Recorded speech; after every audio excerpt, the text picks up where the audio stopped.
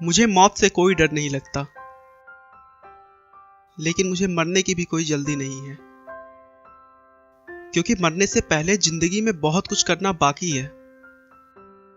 ऐसा कहना है महान और अद्भुत वैज्ञानिक स्टीफन हॉकिंग का, जिसके शरीर का कोई भी अंग काम नहीं करता।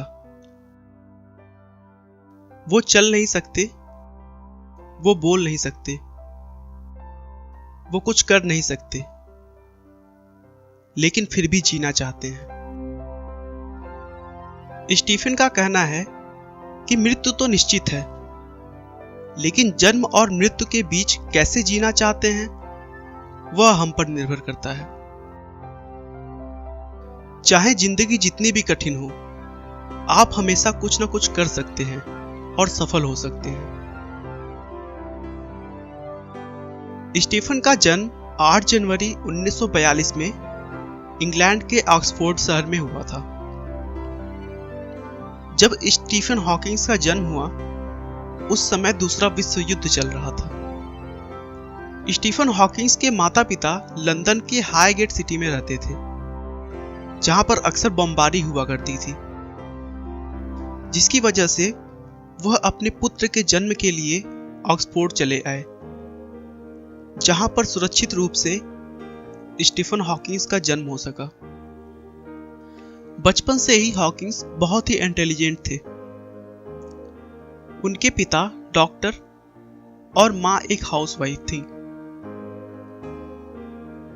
स्टीफन की बुद्धि का परिचय इसी बात से लगाया जा सकता है कि बचपन में लोग उन्हें आइंस्टीन कहकर पुकारते थे।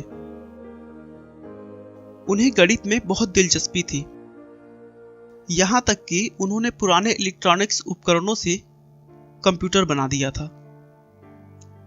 17 वर्ष की उम्र में उन्होंने ऑक्सफोर्ड यूनिवर्सिटी में प्रवेश ले लिया।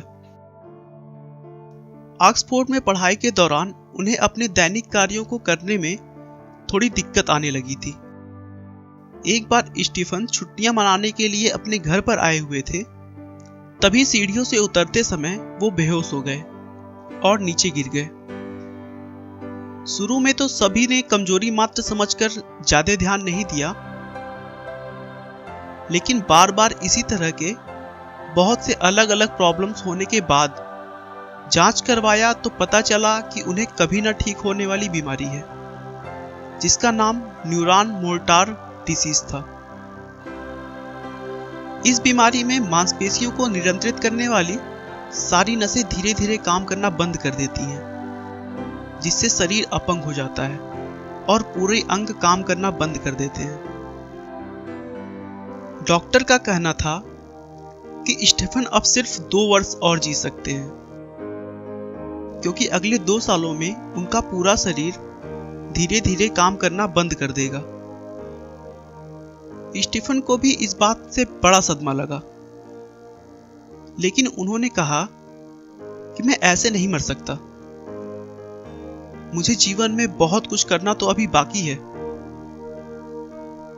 स्टीफन ने अपने बीमारी को दरकिनार कर तुरंत अपने वैज्ञानिक जीवन का सफर शुरू किया और अपने आप को पूरी तरह विज्ञान को समर्पित कर दिया। धीरे धीरे उनकी ख्याति पूरी दुनिया में फैलने लगी।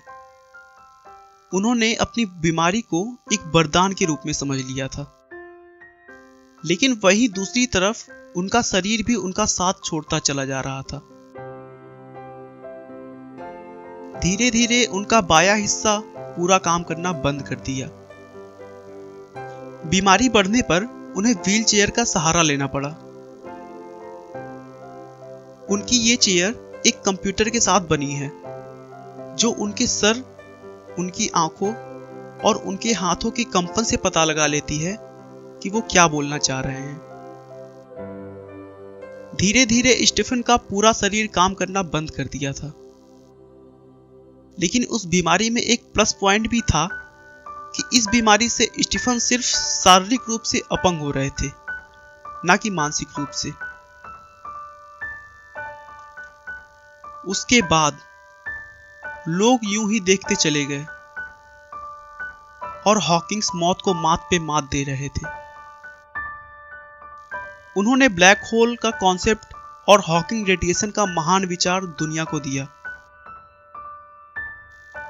उन्होंने अपने विचारों को और सरल भाषा में समझाने के लिए एक किताब लिखी, a brief history of time, जिसने दुनिया भर के विज्ञान जगत में तहलका मचा दिया।